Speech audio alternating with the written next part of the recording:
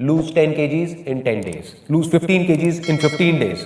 और फिर जब मैंने उनमें से कुछ वीडियोस देखी तो पहले तो मुझे हंसी आई, बाद में I was kind of shocked to see those videos, क्योंकि उसमें वो क्या कर रहे हैं, एक तो वो गारंटी दे रहे हैं, वो कह रहे हैं 100% गारंटी है कि ये डाइट प्लान है जिसको आपको फॉलो करना है और जिसके बाद में आपका 10 से 15 किलो 10 से 15 दिन में लूज हो जाएगा।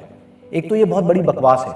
क्यों? क्योंकि हर एक का बॉडी कंपोजिशन अलग अलग है, हर एक की मेडिकल हिस्ट्री अलग अलग है, हर एक का मेटाबॉलिज्म अलग अलग है, तो सबके लिए एक जैसा डाइट प्लान हो कैसे सकता है।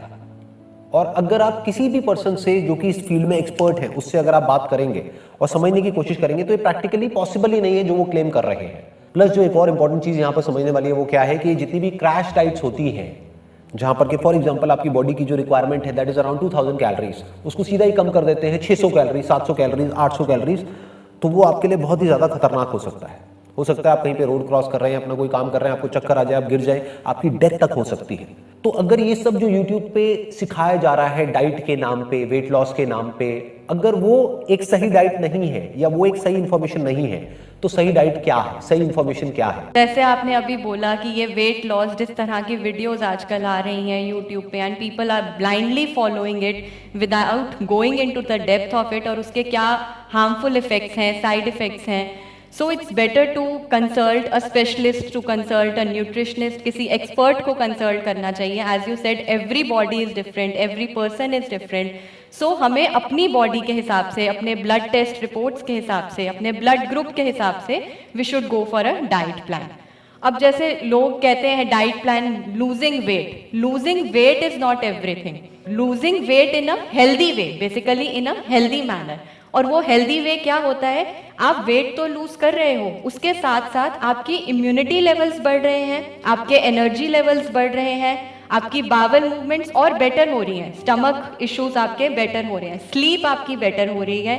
तो this is what we call losing weight in a healthy manner. It's not just losing weight, हमें फैट लूज करना है, we don't have to lose the muscle mass. Muscle mass is very important. तो there is a difference between weight loss and fat loss. बिल्कुल तो बिल्कुल। मैं आपसे समझना चाहूंगा इन दोनों में क्या डिफरेंस है। उससे पहले मैं आपको अपना छोटा सा एग्जांपल दे देता हूँ। अभी वो लोग जो इस वीडियो का थंबनेल देख करके आए हैं जिसमें मेरा वेट एक टाइम पे था अराउंड 84 केजीज, और फिर उसके बाद में एक और फोटोग्राफ है जिसमें वेट था 70 केजीज। आज की डेट में मेरा वेट है 78। ओके। तो अगर कोई सिर्फ वेट लॉस के पॉइंट ऑफ व्यू से देखेगा तो उसको लगेगा कि ये तो वेट बढ़ गया है। नो, जबकि एक्चुअल में जब मेरा 84 से 70 पे गया था तो मेरा मसल मास भी कम हो गया था और फैट भी कम हो गया था। इनफैक्ट मसल मास ज्यादा कम हो गया था। आज की डेट में आई हैव गेन मसल, तो मेरा मसल मास बढ़ रहा है। अगर मैं अपने बीएमआई टेस्ट के अकॉर्डिंग देखता हूं तो मेरा मसल मास बढ़ता चला जा रहा है एंड जो फैट परसेंटेज है वो कम होती चली जा रही है। मेरी जो भी रीसेंट वीडियोस अपलोड हो रही हैं वहां पे बहुत सारे लोग कमेंट्स में लिखते हैं कि सर आप पहले पतले थे मोटे हो गए हो। अच्छा। तो उन सबको उनके कमेंट का जवाब आज मिलने वाला है और वो जवाब मैं नहीं दूंगा, वो जवाब एक एक्सपर्ट देंगी। फॉर एग्जाम्पल अगर मैं आज से कुछ साल पीछे चला जाऊं तो उस वक्त मेरा वेट लॉस तो हो गया था लेकिन बॉडी में साथ साथ में मसल्स भी लॉस हो गई थी। तो आज की डेट में क्या हुआ है कि मसल बन गई है जैसे कि आप देख रहे हैं। Right, it's really important to have energy, to have strength in your body. Muscle mass होना बहुत ही जरूरी है।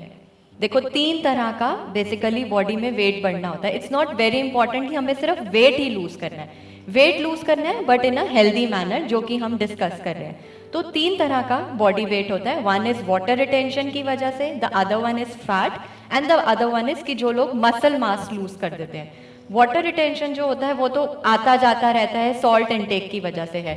I suggest one more thing कि सॉल्ट जो नॉर्मल हम जो सॉल्ट लेते हैं, better to go for organic salt और सेंधा नमक। पहले के जो लोग खाया करते थे, हमारे पूर्वज जिन्हें हम कह सकते हैं, जिस तरह का नमक वो लोग खाते थे, इट वॉज सेंधा नमक या ऑर्गेनिक सॉल्ट। उससे भी वाटर रिटेंशन बॉडी में नहीं होती है। तो it's good for go for these kind of salts.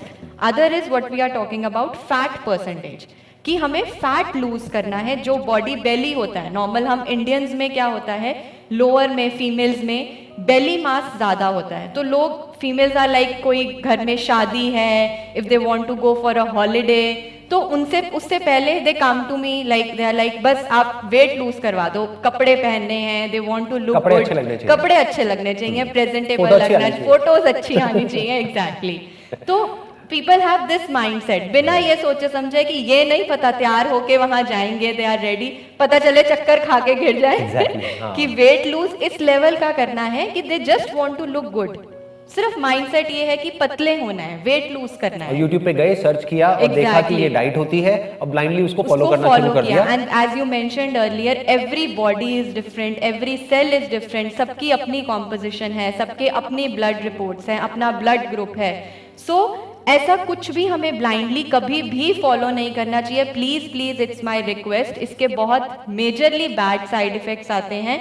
This is going to cause really bad effects in long term on your body.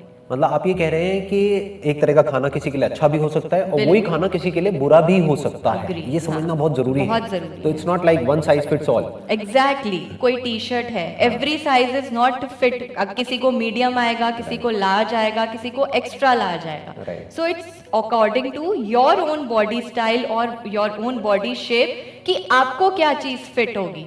एक ब्लॉक है, वो अपनी ही जगह पर फिट होगा, आप उसको किसी और जगह पर फिट नहीं कर सकते। So it's really good to know your body type कि आपका अपनी बॉडी की रिक्वायरमेंट्स क्या है। ब्लाइंडली फॉलो नहीं करना चाहिए कि फलाने ने ये किया उससे उसको ये बेनिफिट्स आए। It's according to the other person's body system, तो वो उस पर नेगेटिव इफेक्ट्स आएंगे। वीकनेस होगी, वटाइगो होना, जो भी हम चक्कर कह रहे हैं, इम्यूनिटी लेवल्स लो हो जाएंगे, इसकी वजह से स्ट्रेस, एंजाइटी, डिप्रेशन तक हो सकता है। डिप्रेशन, स्लीप डिसऑर्डर्स हो जाते हैं।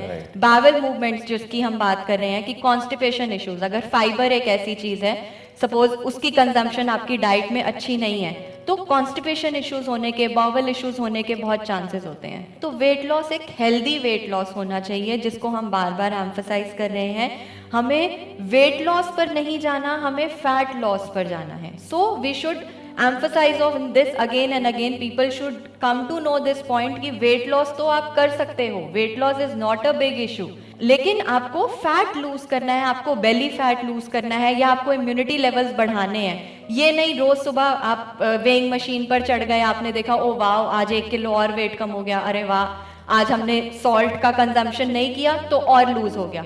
परसों हम किसी पार्टी में गए, हमने कुछ सॉल्ट खा लिया, ओ ये क्या हो गया, नेक्स्ट डे दोबारा किया तो और बढ़ गया।